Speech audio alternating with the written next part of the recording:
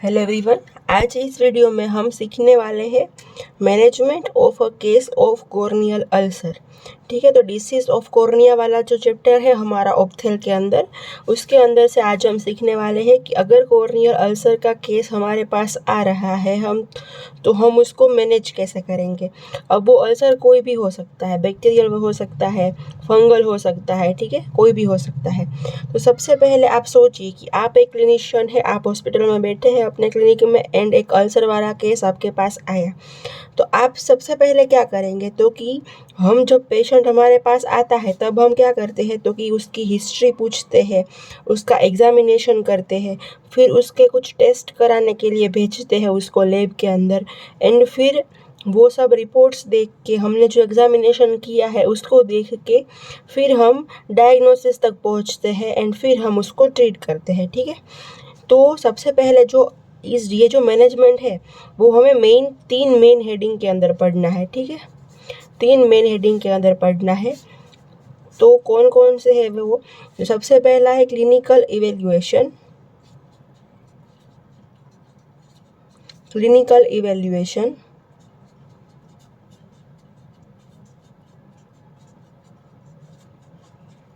ठीक है। फिर उसके बाद है laboratory investigations. Laboratory investigations and उसके बाद है ट्रीटमेंट।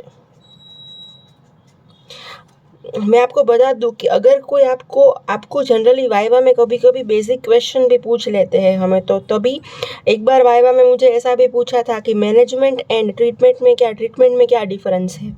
तो ट्रीटमेंट में ना जो ड्रग वाला पार्ट आता है ना, कि हम कौन सी ड्रग देंगे, कि कितनी देंगे, वो जो ट्रीटमेंट वाला पार्ट आता है ना, वो जो ड्रग वाला पार्ट आता है वो ट्रीटमेंट है। एंड जो लेबोरेटरी इन्वेस्टिगेशन है उसको भी इंक्लूड कर दे, वो मैनेजमेंट वाले पार्ट में आता है। ठीक है, इन्वेस्टिगेशन एंड हिस्ट्री वाला जो पार्ट है वो ट्रीटमेंट के अंदर नहीं आता। तो ये जो अल्सर का मैनेजमेंट है वो हमें ये तीन हेडिंग के अंदर पढ़ना है। सबसे पहला है क्लिनिकल इवेल्युएशन, लेबोरेटरी इन्वेस्टिगेशन है सेकेंड, उसके बाद है ट्रीटमेंट। तो अब क्लिनिकल एवेल्युएशन में हम देखते हैं कि अगर पेशेंट आया हमारे पास तो हम क्या करेंगे, तो कि हम सबसे पहले उसकी हिस्ट्री लेंगे। ठीक है, उसकी हिस्ट्री लेंगे, उसको पूछेंगे कि भाई तुमको ये कब से स्टार्ट हुआ था, कैसे कैसे हुआ था, तुम्हें कोई इंजरी हुई थी या नहीं, आँख में इससे पहले कोई इंजरी हुई थी या नहीं, ये कब से स्टार्ट हुआ, तुम्हें क्या क्या हो रहा है, यानी कि आँख में से पानी निकल रहा है या नहीं, आँख में पेन हो रहा है या नहीं, ये सब सब हम पूछेंगे। ठीक है, तो बेसिकली हम उसकी हिस्ट्री लेंगे। फिर उसके बाद हम क्या करेंगे, तो कि जनरल फिजिकल एग्जामिनेशन करेंगे। जनरल फिजिकल एग्जामिनेशन,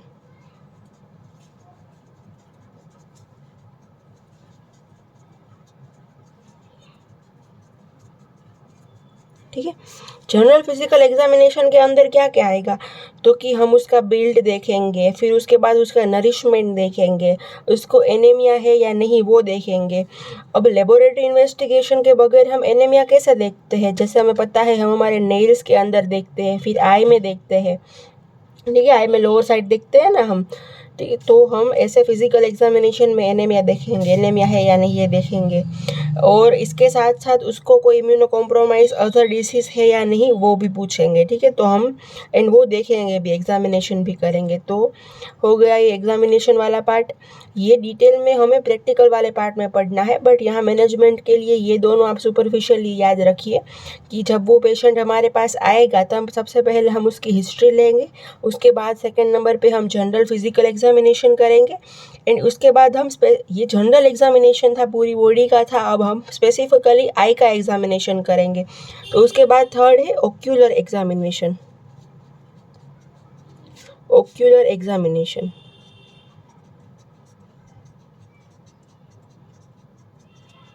ठीक है।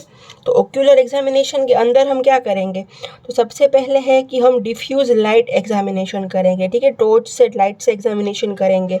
उसके बाद वो टॉर्च से हम एग्जामिनेशन करेंगे तो हमें क्या क्या देखने को मिलेगा, तो कि आई में अगर कोई ग्रोस लीजन प्रेजेंट होगी, अगर उसको कोई इंजरी हुई होगी या ऐसा कुछ होगा तो आई के ग्रोस लीजन जो होंगे वो हमें पता चलेगा। उसके बाद है कि हम सिरिंजिंग कर सकते हैं, रिगर्जिटेशन टेस्ट कर सकते हैं। फिर उसके बाद है कि हम बायो माइक्रोस्कोपिक एग्जामिनेशन कर सकते हैं। उसमें उसमें क्या है कि हम फ्लोरोसेंट डाइस की मदद से एग्जामिनेशन करेंगे। इससे क्या होगा वो प्रैक्टिकल वाले पार्ट में हमें अलग से पढ़ना है, बट यहाँ आप इतना याद रखिए कि हम ओक्यूलर एग्जामिनेशन करेंगे। ओक्यूलर एग्जामिनेशन के अंदर हम सबसे पहले डिफ्यूज लाइट एग्जामिनेशन करेंगे, उसके बाद रिकजिटेशन टेस्ट कर सकते हैं, सिरिंजिंग कर सकते हैं। अगर लेक्राइमल इन्फेक्शन हो ऐसा हमें लग रहा है तो उसके लिए उसको रूल आउट करने के लिए हम रिगर्जिटेशन टेस्ट करेंगे एंड सिरिंजिंग करेंगे, ठीक है। उसके बाद हम बायो माइक्रोस्कोपिक एग्जामिनेशन भी कर सकते हैं। उसके लिए हमें कॉर्निया को स्टेन करना होता है। उसके बाद हम फ्लोरोसेंट डाई को यूज़ करना होता है। वो हम प्रैक्टिकल के वीडियो बनाएंगे ना कभी, उसमें अलग से डिस्कस करेंगे। अभी के लिए आपको इतना समझना था कि क्लिनिकल इवेल्युएशन में हमें ये 3 करना था, हिस्ट्री लेनी थी, जनरल एग्जामिनेशन करना था, जनरल फिजिकल एग्जामिनेशन करना था एंड उसके बाद है कि हमें ओक्यूलर एग्जामिनेशन करना था, ठीक है। तो ये हो गई क्लिनिकल इवेल्युएशन की बात। अब हमें देखना है कि लेबोरेटरी इन्वेस्टिगेशन में हमें क्या करना है। तो लेबोरेटरी इन्वेस्टिगेशन के अंदर है कि अगर कोई भी पेशेंट हमारे पास आ रहा है, ठीक है, कोई भी पेशेंट हमारे पास आएगा तो सबसे पहले हम उसकी रूटीन ब्लड टेस्ट करने के लिए भेजेंगे ना उसको। रूटीन ब्लड टेस्ट तो हम सबकी करवाते ही है, जैसे कि CBC है, कंप्लीट ब्लड काउंट हम सबका करवाते हैं, जनरली सबका करवाते हैं। इसके अंदर हमें हीमोग्लोबिन कितना है उस पर्सन का वो पता चल जाएगा। फिर उसके साथ उसका TLC क्या है, टोटल ल्यूकोसाइट काउंट क्या है, डिफरेंशियल ल्यूकोसाइट काउंट उसका क्या है, उसका ESR कितना है, इरिथ्रोसाइट सेडिमेंटेशन रेट कितना है वो पता चल जाएगा। उसके बाद हम ब्लड शुगर करवाएंगे उसका, उससे उसका डायबिटिक स्टेटस क्या है वो पता चल जाएगा। फिर उसके बाद हम उसका यूरिन एग्जामिनेशन करवाएंगे। उसके बाद हम उसका स्टूल एग्जामिनेशन भी करवा सकते हैं अगर ऐसा कोई केस लग रहा है हमें तो, ठीक है। तो ये हो गई रूटीन लेबोरेटरी इन्वेस्टिगेशन, ये सब हो गई रूटीन लेबोरेटरी इन्वेस्टिगेशन। इसके बाद हम क्या करवाएंगे, तो कि हम माइक्रोबायोलॉजिकल इन्वेस्टिगेशन करवाएंगे। ये हो गया ए, सबसे पहला लैब इन्वेस्टिगेशन के अंदर सबसे पहला हमने देखा रूटीन लैब इन्वेस्टिगेशन। उसके बाद बी हम दूसरा देखते हैं कि माइक्रोबायोलॉजिकल इन्वेस्टिगेशन। इसमें हमें क्या करना है कि हमें स्पेसिफिकली ऑर्गेनिज्म फाइंड करने हैं कि कौन सी ऑर्गेनिज्म की वजह से, कौन से ऑर्गेनिज्म की वजह से ये अल्सर हो रहा है, अल्सर हुआ है। तो उसके लिए अगर बैक्टीरिया से हुआ होगा तो फंगस की वजह से हुआ होगा, तो किसकी वजह से हुआ है वो हमें फाइंड करना है, ठीक है। तो हम क्या करेंगे उसके लिए, तो कि उसके लिए हम सबसे पहले तो स्पेसिमेन लेंगे, सैंपल लेंगे। तो सैंपल हम कहाँ से लेंगे, तो उसके लिए हम कॉर्नियल जो अल्सर होगा उसके बेस से, अल्सर होगा उसके बेस से या उसकी मार्जिन से कहीं से भी थोड़ा सा स्क्रैपिंग करके सैंपल ले सकते हैं। एंड ये सैंपल लेना होगा ना हमें जब, तब हम ऐसा ही तो कॉर्निया में से स्क्रैचिंग नहीं कर सकते ना। तो हम सैंपल कैसे लेंगे, तो कि हम लोकल एनेस्थेशिया के अंदर सैंपल लेंगे, ठीक है। लोकल एनेस्थेशिया के अंदर हम सैंपल लेंगे एंड लोकल एनेस्थेशिया के लिए हम क्या यूज़ करेंगे, तो कि हम 2% ज़ाइलोकिन यूज़ करेंगे और प्रिफरेबली पेराकिन यूज़ करेंगे, ठीक है। तो लोकल एनेस्थेशिया के अंडर हम जो अल्सर होगी उसकी मार्जिन से या अल्सर का जो बेस होगा वहाँ से हम स्पेसिमेन लेंगे, सैंपल लेंगे हमारा। फिर क्या है कि जो सैंपल ले लिया हमने, अब सैंपल का हम कौन सा कल्चर करवाएंगे, तो सबसे पहले है कि हम सैंपल जो होगा उसका ग्राम स्टेन करवा सकते हैं, ठीक है। उसका हम ग्राम स्टेन करवा सकते हैं। फिर उसके बाद हम उसका झिमसा स्टेन करवा सकते हैं, ठीक है। जो इन्फेक्टिव जो ऑर्गेनिज्म है उसको फाइंड उस स्पेसिफिकली उसी ऑर्गेनिज्म को फाइंड करने के लिए हम ये कर रहे हैं। फिर अगर हम फंगल इन्फेक्शन सस्पेक्ट कर रहे हैं कि फंगल इन्फेक्शन हो सकता है तो हम 10% KOH प्रिपरेशन भी करवा सकते हैं। ठीक है, जनरली जो माइक्रो के अंदर हमने पढ़ा हुआ है ना, जो मीडिया था वही यहाँ पे रिपीट हो रहा है कि ग्राम स्टेन करवा सकते हैं, जिम्सा स्टेन करवा सकते हैं, 10% KOH करवा सकते हैं। फिर उसके बाद क्या है कि ब्लड अगार के ऊपर भी कल्चर करवा सकते हैं अगर एरोबिक ऑर्गेनिज्म को फाइंड करना है तो। फिर उसके बाद है कि SDA मीडियम, सेब्रोड्स डेक्स्ट्रोस अगार मीडियम के ऊपर भी हम कल्चर करवा सकते हैं अगर हमें फंगस को आइडेंटिफाई करना है तो।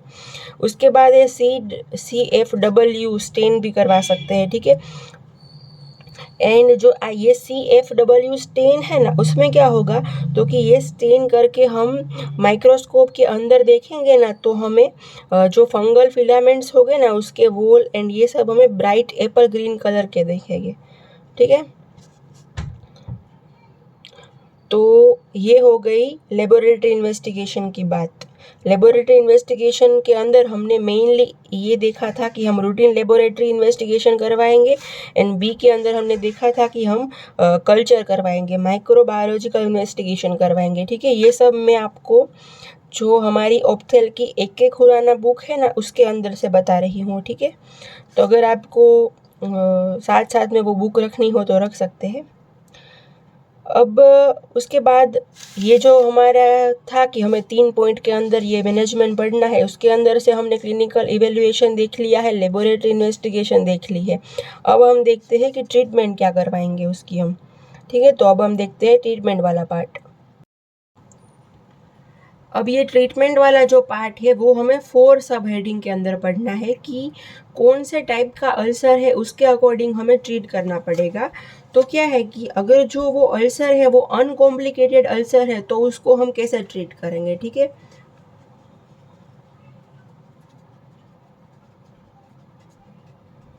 अगर जो अल्सर है वो अनकॉम्प्लिकेटेड है तो उसको हम कैसे ट्रीट करेंगे।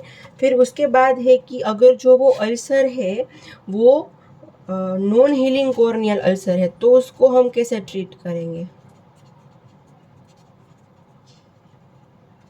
ठीक है, नॉन हीलिंग अल्सर को हम कैसे ट्रीट करेंगे। उसके बाद है कि अगर इम्पेंडिंग परफोरेशन है, इम्पेंडिंग परफोरेशन मतलब कि क्या कि जो वो अल्सर है वो अभी परफोरेट नहीं हुआ है बट वो ऐसे स्टेज पे है कि अभी वो कभी भी परफोरेट हो सकता है। ठीक है, उसको बोलते हैं इम्पेंडिंग परफोरेशन। अगर वो है तो उसको हमें कैसे ट्रीट करना है। एंड वो जो अल्सर है वो अगर परफोरेट हो गया है तो उसको हमें कैसे ट्रीट करना है। ठीक है, परफोरेटेड अल्सर को कैसे ट्रीट करना है, इम्पेंडिंग परफोरेशन है अगर तो उसको कैसे ट्रीट करना है, इम्पेंडिंग परफोरेशन। ठीक है, तो ट्रीटमेंट को हमें ये 4 हेडिंग के अंदर पढ़ना है कि अगर अनकॉम्प्लिकेटेड अल्सर है तो उसको हम कैसे ट्रीट करेंगे, अगर नॉन हीलिंग अल्सर है तो उसको हम कैसे ट्रीट करेंगे, impending perforation and perforated corneal ulcer, इस सब को अलग अलग तरह से ट्रीट करना होता है। अब अगर किसी पेशेंट के अंदर जो अल्सर का केस है वो अनकॉम्प्लिकेटेड केस है तो उसके अंदर हमें क्या क्या करना पड़ेगा। तो कि सबसे पहले हमें डेफिनेटिव ट्रीटमेंट स्टार्ट करनी पड़ेगी उसके अंदर। उसके साथ साथ कोकरेंट साथ साथ में भी कुछ थेरापी देनी पड़ेगी, जैसे कि अगर उसको पेन है तो पेन किलर्स देना, उसके साथ साथ उसको विटामिन्स वाली टेबलेट्स देना कि जिसकी वजह से जो उसका हीलिंग है वो फास्ट हो जाए। एंटी इन्फ्लामेटरी ड्रग्स देना, वो अब अभी हम थोड़ी ही देर में देखेंगे, तो वो है ये। उसके बाद क्या है कि उसके साथ साथ हमें उसका फिजिकल एंड जनरल मेजर्स भी ध्यान में रखना पड़ेगा। तो इसके अंदर क्या कहना चाहते हैं कि अगर हमने लेबोरेटरी टेस्ट करने के लिए उसके सैंपल्स भेजे हैं एंड अभी हमें पता नहीं है कि किसकी वजह से ये इन्फेक्शन हुआ है, तो हम क्या कर सकते हैं, तो कि हम बैक्टीरियल सस्पेक्ट कर रहे हैं। जनरली अगर फंगल वाला केस होगा ना, तो जब हम माइक्रोस्कोपिक जो स्लिट लाइट से हम उसका एग्जामिनेशन करेंगे ना, तो हमें फंगल हाइफे टाइप का कुछ देखने को मिलेगा। तो अगर वैसा कुछ देखने को नहीं मिल रहा है एंड अभी तक रिपोर्ट्स नहीं आई है, तो हम क्या सस्पेक्ट करेंगे कि ये बैक्टीरियल वाला केस है। बट बैक्टीरिया में हमें अभी तक स्पेसिफिकली पता नहीं है कि कौन सा बैक्टीरिया है, ग्राम पॉजिटिव है, ग्राम नेगेटिव है, कौन सा बैक्टीरिया है। तो अभी हमें पता नहीं है, तो हम क्या करेंगे, तो हम ब्रॉड स्पेक्ट्रम स्टार्ट करेंगे ना। तो यहाँ पे हमें वही करना है कि अगर इनिशियल थेरापी हम दे रहे हैं before results of culture and sensitivity. अब अभी तक हमें रिपोर्ट्स नहीं आए हैं लैब में, सेंसिटिविटी वो जो बैक्टीरिया है वो कौन से ड्रग से सेंसिटिव है वो भी हमें नहीं पता है। तो हम क्या करेंगे, तो कि हम कॉम्बिनेशन थेरापी स्टार्ट करेंगे, gram positive and gram negative दोनों बैक्टीरिया के अगेंस्ट में हम थेरापी स्टार्ट करेंगे। उसके अंदर हम क्या दे सकते हैं, तो कि हम उसके अंदर हमें टू ड्रग स्टार्ट करनी होती है। कौन सी, तो कि सबसे पहले है फोर्टिफाइड सेफाजोलिन।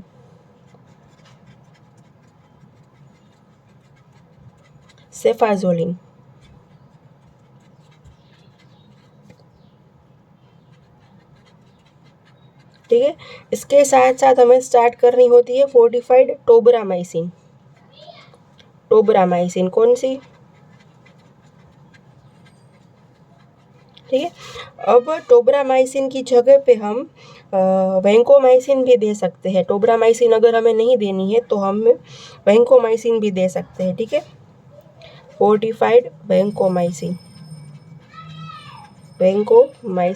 ठीक है। तो कोई भी ये वाली एंड इसमें से कोई भी एक हमें 2 ड्रग्स स्टार्ट करनी है, ठीक है। एंड ये हो गई ड्रग्स की ट्रीटमेंट की बात। अब हमें कितने डोज में ये ड्रग देनी है, तो ये जो सेफाजोलिन वाली ड्रग है ना, उसको हमें क्या करना है कि हम 50 मिलीग्राम पर ml 50 मिलीग्राम पर ml हमें प्रिपेयर करनी है, फ्रेशली प्रिपेयर करनी है। उसके लिए हम क्या करेंगे, तो कि जो 500 मिलीग्राम पाउडर होगा ना ड्रग का, उसके अंदर हम 10 ml सॉल्यूशन ऐड करेंगे, ठीक है। एंड जो ये 10 ml सॉल्यूशन ऐड करेंगे ना, वो क्या होगा, तो कि वो स्टेराइल वाटर होगा, ठीक है। तो हमें 50 मिलीग्राम पर ml जितना फ्रेशली जो ड्रग प्रिपेयर करना है वो हम कैसे प्रिपेयर करेंगे, तो कि 500 मिलीग्राम जो ड्रग का पाउडर होगा उसके अंदर हम 10 ml जितना स्टेराइल बॉटल ऐड करेंगे, ठीक है। फिर उसके बाद जो कॉन्करेंट थेरापी है उसमें क्या है कि अगर सबसे पहला है साइक्लोप्लेजिक ड्रग। उसमें क्या है कि 1% हम एट्रोपिन आई ड्रॉप्स यूज़ कर सकते हैं। ये हम क्यों यूज़ करेंगे, क्योंकि उसको आई में पेन हो रहा होगा सिलियरी स्पाज्म की वजह से, तो वो पेन रिड्यूस करेगा जो एट्रोपिन है वो। उसके बाद है कि पोस्टीरियर साइने के फॉर्मेशन जो होगा वो भी प्रिवेंट करेगा। फिर एट्रोपिन क्या करेगा, तो कि ब्लड सप्लाई इंक्रीज करेगा, जिसकी वजह से क्या होगा, तो कि जो एंटीरियर यूविया पे प्रेशर होगा वो डिक्रीज हो जाएगा, ठीक है। तो इसकी वजह से हम साइक्लोप्लेजिक ड्रग में प्रिफरेबली एट्रोपिन देते हैं, 1% atropine eye drops. Second number पे है कि हम systemic analgesic and anti inflammatory drugs भी देंगे, जैसे कि पैरासीटामोल एंड आइबुप्रोफेन। ऐसा क्यों देंगे, तो कि पेन एंड इडीमा डिक्रीज करने के लिए। फिर उसके साथ साथ हम विटामिन भी देंगे, vitamin A, vitamin B complex and vitamin C की टैबलेट्स भी देंगे। ऐसा विटामिन क्यों देंगे, तो कि अर्ली हीलिंग के लिए, अल्सर के अर्ली हीलिंग के लिए हम विटामिन भी देंगे। फिर उसके बाद फिजिकल एंड जनरल मेजर्स में हमें क्या ध्यान में रखना है, तो कि हम हॉट फॉर्मेंटेशन एडवाइस करेंगे, लोकल एप्लीकेशन हीट की करने के लिए बोलेंगे। उसके लिए क्या कैसे करते हैं, तो कि कोई भी कपड़ा लेंगे, उस कपड़े को थोड़ा सा हीट करेंगे, किसी भी तरह से थोड़ा सा बेसिक माइनर हीट करना है। एंड वो जो गर्म कपड़ा होगा वो हम उसको बोलेंगे कि अपनी आई पे रखना थोड़ी थोड़ी देर। उसके बाद हमें उसको फोटोफोबिया भी होगा, तो उसके लिए हम उसको डार्क गॉगल्स एडवाइस करेंगे। उसको बोलेंगे कि भाई रेस्ट करना, गुड डाइट, अच्छा सा खाना, जंक फूड कम खाना एंड फ्रेश एयर में रहना, ठीक है। तो ये सब हो गया अनकॉम्प्लिकेटेड वाले केस के अंदर। फिर उसके बाद क्या है कि नॉन हीलिंग वाला अल्सर है, अगर किसी इंसान को हम ट्रीटमेंट दे रहे हैं फिर भी अल्सर हील ही नहीं हो रहा है, तो हमें क्या करना है, तो कि हमें सबसे पहले कोज को फाइंड करना पड़ेगा कि भाई किस कोज की वजह से ये अल्सर है। जो बैक्टीरिया एंड फंगस हमने आइडेंटिफाई किया होगा उसके अकॉर्डिंग हम ट्रीटमेंट दे रहे होंगे, फिर भी ये ट्रीट नहीं हो रहा है, तो ऑब्वियसली बात है कि कोज कोई दूसरा होगा, क्योंकि हमने जो कोज फाइंड किया है उसकी ट्रीटमेंट हम दे रहे हैं, उससे तो कोई फ़ायदा नहीं हो रहा है, इसीलिए तो ये नॉन हीलिंग अल्सर है। तो हमें अदर कोज फाइंड करना पड़ेगा। उसके लिए लोकल कोजेस में क्या क्या हो सकता है, तो सबसे पहले हमें कोज फाइंड करना पड़ेगा। तो कोज में भी दो कोज हो सकते हैं, लोकल कोज हो सकते हैं एंड उसके बाद ये कि सिस्टमिक कोज भी हो सकता है। ठीक है, लोकल कोज में क्या हो सकता है, तो इंट्राओक्यूलर प्रेशर इंक्रीज हो गया हो, ऐसा भी हो सकता है। मिस डायरेक्शन ऑफ द सीलिया हो गया होगा, पर फॉरेन बॉडी अगर अंदर प्रेजेंट होगी तो। फिर उसके बाद क्या है कि सिस्टमिक कोजेस में क्या क्या हो सकता है, तो कि सीवियर एनीमिया, डायबिटीज़ मेलाइटस, माल न्यूट्रिशन, ऐसे ऐसे डिसीज़ भी हो सकते हैं। तो ये सब जो भी कोज है उसे हमें फाइंड करना पड़ेगा एंड उस कोज को हमें ट्रीट करना पड़ेगा। फिर उसके बाद क्या है कि जो अल्सर के अंदर जो नेक्रोटिक मटेरियल प्रेजेंट होगा उसको भी हमें रिमूव करना पड़ेगा। फिर उसके बाद क्या है कि हम जो अल्सर होगा ना उसके ऊपर बैंडेज भी लगा सकते हैं, मतलब कि हम अल्सर के ऊपर नहीं, आई के ऊपर बैंडेज भी लगा सकते हैं।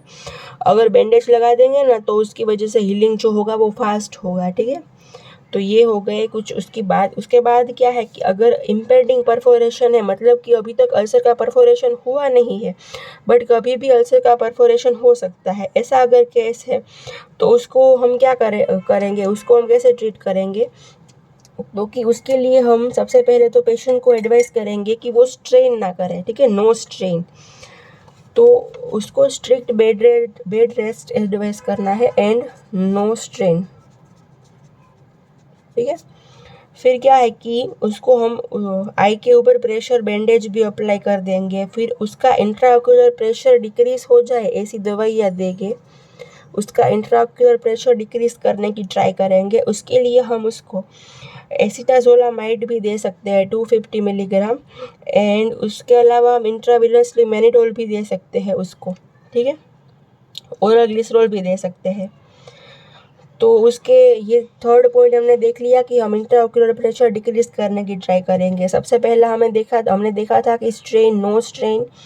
फिर उसके बाद हमने देखा कि प्रेशर बैंडेज अप्लाई करने हैं। उसके बाद हमने देखा कि इंट्राओक्यूलर प्रेशर डिक्रीज करना है एसिटाजोलामाइड या ग्लिसरॉल या फिर इंट्रावीनस मैनिडोल ऐसा कुछ दे के। फिर उसके बाद है कि हम टिश्यू एडहेशन की भी हेल्प ले सकते हैं परफोरेशन को प्रिवेंट करने में। टिश्यू एडहेसिव ग्लू जो है, अगर उसका एक एग्जांपल देखें तो उसका एक एग्जांपल है साइनोएक्राइलेट, वो भी हेल्प कर सकता है। उसको हम कॉन्टेक्ट लेंस भी दे सकते हैं, कंजक्टाइवल फ्लैप भी लगा सकते हैं, एमनियोटिक मेम्ब्रेन ट्रांसप्लांटेशन भी कर सकते हैं, केराटोप्लास्टी भी कर सकते हैं। ठीक है, तो ये कुछ हो गई इम्पेंडिंग परफोरेशन की बात, मतलब कि जो अल्सर है वो परफोरेट हुआ नहीं है बट कभी भी परफोरेट हो सकता है। तो हमें क्या करना है कि उस परफोरेशन को प्रिवेंट करना है किसी भी तरह से। ठीक है, अब अगर उस पेशेंट का बेड लग है कि भाई परफोरेट हो गया, अल्सर परफोरेट हो गया है, तो हम क्या करेंगे, तो कि ऑलरेडी परफोरेट हो गया है तो परफोरेशन की साइज़ कितनी है उसके अकॉर्डिंग हम उसको ट्रीट करेंगे। उसके लिए हम टिश्यू, अगर छोटा सा परफोरेशन है तो हम टिश्यू एडहेसिव ग्लू भी यूज़ कर सकते हैं, तो वो वापस से पहले जैसा धीरे धीरे हो जाएगा। अगर ज़्यादा है उसकी साइज़, परफोरेशन की साइज़, तो हम कंजक्टाइवल फ्लैप की मदद से, वो जो इतना जो अल्सर होगा तो हम कंजक्टाइवल फ्लैप की मदद से कंजक्टाइवा उसके ऊपर थोड़ा सा लगा के उसको कवर कर सकते हैं।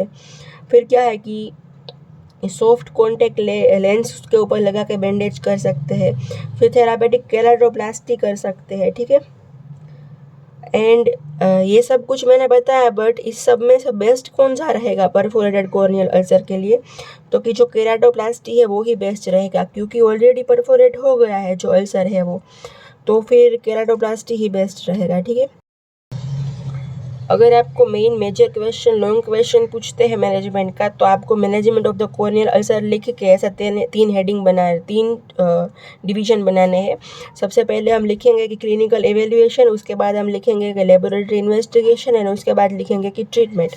फिर क्लिनिकल एवेल्यूएशन के अंदर भी ऐसे 3 सब बनाने हैं। उसके बाद उसमें हम सबसे पहले करेंगे कि हिस्ट्री लेंगे उसकी, फिर फिजिकल एग्जामिनेशन करेंगे, एंड उसके बाद हम ऑक्यूलर एग्जामिनेशन करेंगे। फिर ये जो लेबोरेटरी इन्वेस्टिगेशन है उसके अंदर भी हमें 2 सब डिवीजन बनाने हैं। उसमें सबसे पहला है रूटीन लेबोरेटरी इन्वेस्टिगेशन, एंड उसके बाद है माइक्रोबायोलॉजिकल टेस्ट, जो हमने कल्चर कराने का बोला था वो। फिर उसके बाद क्या है कि ट्रीटमेंट के अंदर भी हमें 4 डिवीजन बनाने हैं। सबसे पहला है कि अनकॉम्प्लिकेटेड अल्सर है तो, उसके बाद है कि नॉन हीलिंग अल्सर है तो, उसके बाद है इम्बेंडिंग परफोरेशन है तो, एंड परफोरेटेड अल्सर है तो। ऐसा बेसिक सबसे पहले चार्ट बना देना है, फिर हमने जो समझा है वो आप लिख सकते हैं, ठीक है। तो आई होप आपको मैनेजमेंट के बारे में आइडिया आ गया है। अगर कोई डाउट है तो आप मुझे कमेंट सेक्शन में पूछ सकते हैं। Thank you.